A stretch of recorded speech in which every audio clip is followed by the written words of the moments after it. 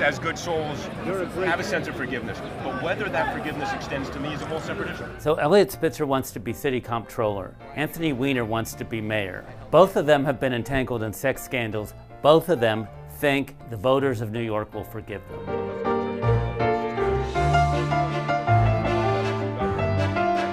Sex scandals usually destroy political careers, but not all the time. We all remember Bill Clinton back in 1992 on 60 Minutes. But wait a minute, you're looking at two people who love each other.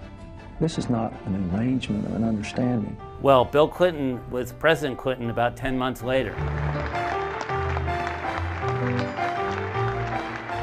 It also helps to run for a safe seat. Now you think about Senator David Vitter of Louisiana.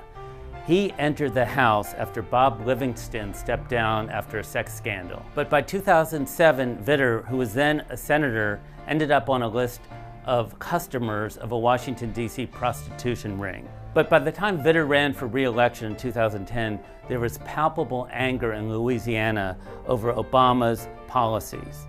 So Vitter ran against Obama, won very easily, and there was very little talk of the sex scandal. Another lesson is, if you want to stay viable, you have to stay visible. We saw that with Newt Gingrich. He was leading the Clinton impeachment effort. Obligation to think through, how do you best represent the House and how do you best represent serving the American people on behalf of your colleagues? Then it came out that he had had an affair with an intern in his office. Gingrich hasn't since been reelected to public office, but he did redeem himself, and the moment that that happened was when he won the South Carolina presidential primary last year.